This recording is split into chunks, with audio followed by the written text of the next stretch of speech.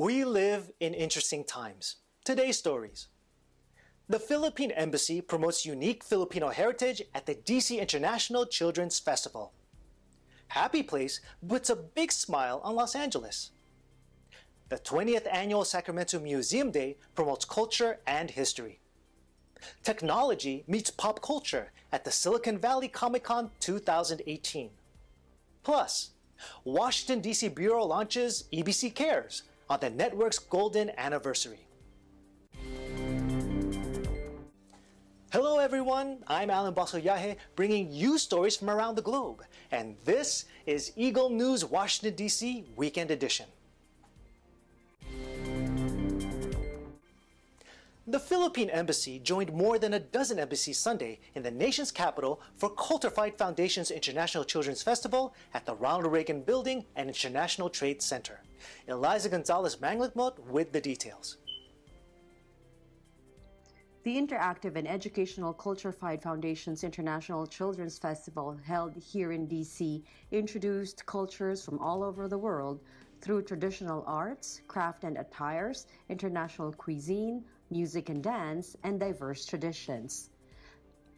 The Philippine Embassy booth featured Philippine Eagle Kalayaan or Freedom through a documentary by Cornell Lab of Ornithology in cooperation with the Philippine Eagle Foundation. Kids watched and learned about the story of the giant forest raptor endemic only to the Philippines and considered to be the country's national bird. Interintellectus NFP representative Joshua Marquez joined the embassy booth and let the kids try out The Girl Who Sees, a video game currently in development exploring Filipino culture, history, and language. Embassy booth guests enjoyed Filipino finger food lumpia Shanghai and got a glimpse of the country's unique geography and enticing tourist destinations. Young guests even tried out Philippine traditional dresses and costumes. Eliza Gonzalez-Manglikmot, Eagle News, 1 with 25. EBC LA's Ken Cruz takes us to Happy Place, where smiling is contagious. Ken.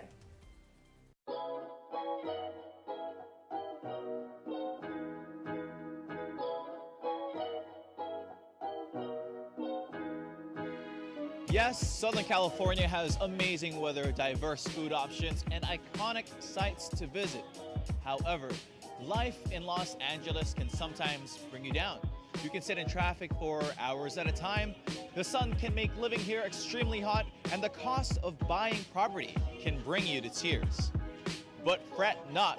Founder Jared Paul and his team have created a place dedicated to cheer you up with a pop-up experience called the Happy Place.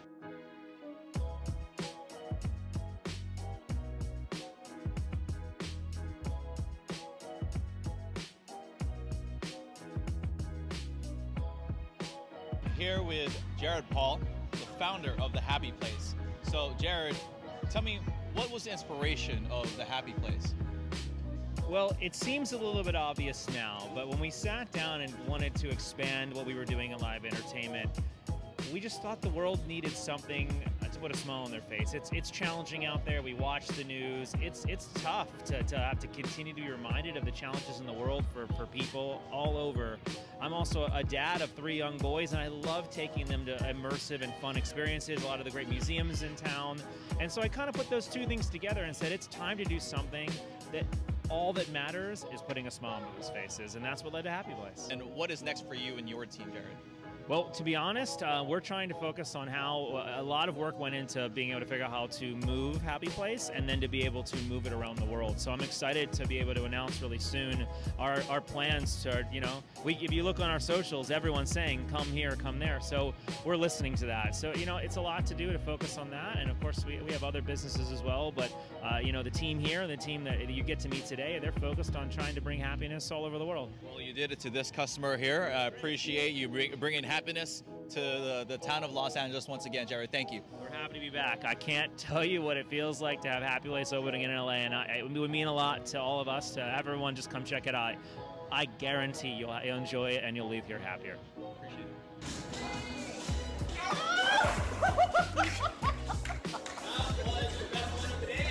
Oh!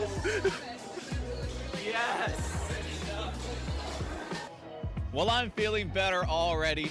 This installation of the Happy Place in LA Live is only open from April 26th to May 27th. Make sure to catch it while it's here so you can turn that frown upside down. Till next time, I'm Ken Cruz, always one with 25.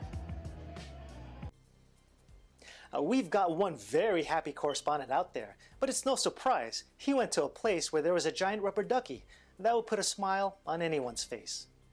Up next. The 20th Annual Sacramento Museum Day promotes culture and history. Technology meets pop culture at the Silicon Valley Comic-Con 2018. Eagle News Washington, D.C. Weekend Edition will return in a moment.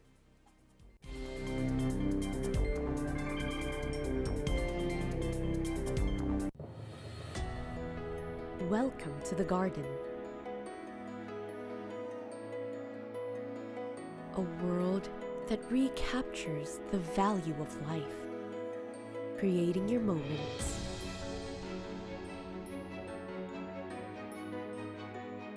kindling your passion, worth reliving over and over. This is your world, your life, your garden.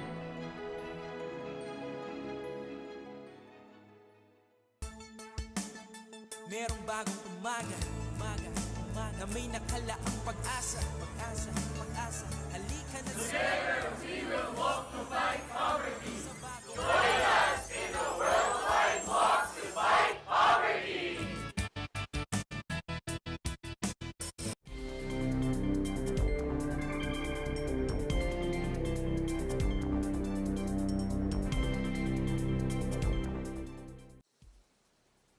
Welcome back. You are watching Eagle News Washington, D.C. Weekend Edition. Let's check in with Macy Membrere at the 20th Annual Sacramento Museum Day, where visitors appreciate how culture and history are given importance. Macy.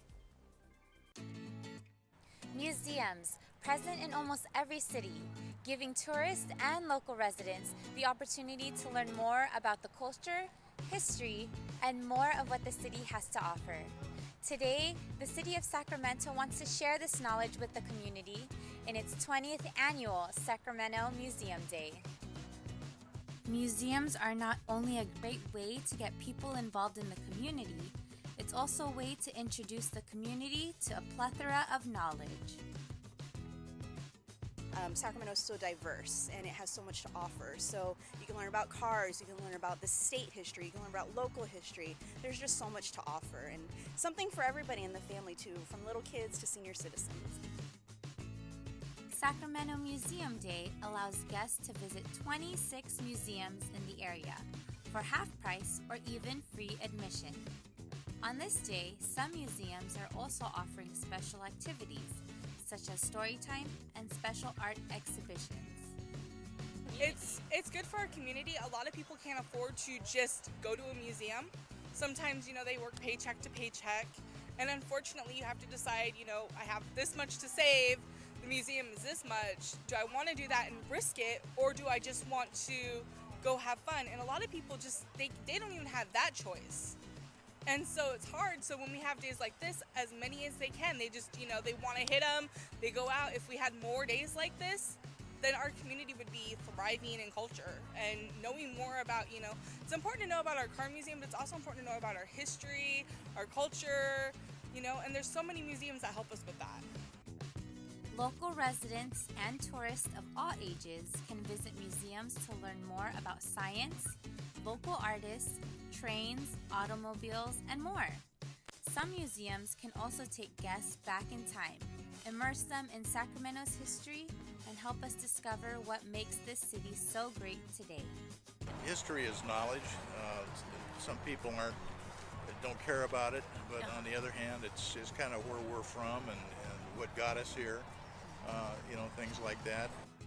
From Sacramento, California, I'm Macy Membrere, one with 25. Thanks, Macy. Comic conventions are the place to be for anime fans, cosplayers, and science fiction aficionados. EBC correspondent Diana Ruskell takes us to Silicon Valley's Comic-Con, where technology and pop culture meet. We're at the center of the tech universe, at the heart of Silicon Valley, where Facebook, Google, LinkedIn, and so many more tech giants call home. Maybe being here, you don't think of pop culture right away. Steve Wozniak, former Apple co-founder, thought otherwise. This is now the third annual Silicon Valley Comic-Con, starting back in 2016, and is run on the belief that technology and pop culture are inherently linked and should be celebrated together. Silicon Valley Comic-Con is the next generation of Comic-Con where technology meets pop culture. We're here at Silicon Valley Comic-Con 2018. Came here last year. This is my hometown, San Jose, California, so happy to come back and hang out and mingle with some people. A walking art show. It's amazing. Yeah. And I think it's kind of cool to be like the heroes that you want to be on television exactly. or movies. Yeah. We've been to like 4 different Comic-Cons. Yeah, it's really fun. Art has always been kind of a hobby, and my dad, he would take me to conventions in San Francisco, actually WonderCon when it was here. And one day I asked him if I could have a table at a convention, and he kind of froze. He didn't know that's what I wanted to do. And you have the freedom to do whatever you want, and you got to keep going. It's a lot of practice, and you can't get discouraged. There's gonna be times when people are gonna put you down. There's gonna be haters. You gotta keep going though, and you gotta not listen to them, and you just gotta follow your gut and follow your heart, and just keep following your dream. Some of the things that were required, but not really a lot of it. I had never really painted something before. I never really had worked with many power tools before, and so there's a whole new set of skills and things that I got to learn along the way. It was a great community I got to learn from. When it came to the actual, once I finished it and kind of had the shell of it, that was actually the hard part for me. Getting it painted and making it look decent. When it came to the software side of it, it was like I was at home with that. I had to learn a little bit of electrical engineering, but it was something where I was able to go and really kind of make it my own. And that's one of the great things about the club is if you don't necessarily know how to do some of these things, there's a lot of people you can learn from. Or you could just, if you know it, you could just go figure out yourself and then share with others. And before you know it, you've got other people using you as their inspiration. It is clear that technology and pop culture go together like peanut butter and jelly, Batman and Robin, Ross and Rachel. Hopefully we won't go to a prolonged break before we get to come back. I am Diana Riscal from San Jose, California, and I am one with 25. Washington, D.C. Bureau launches EBC Cares on the network's golden anniversary. That's next. Eagle News Washington, D.C. Weekend Edition will return shortly.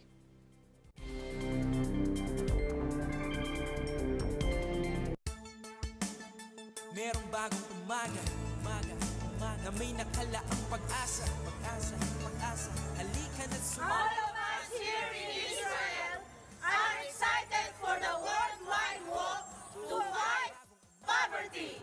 Come and join us in the worldwide walk to fight poverty. Ang bawat tabang ay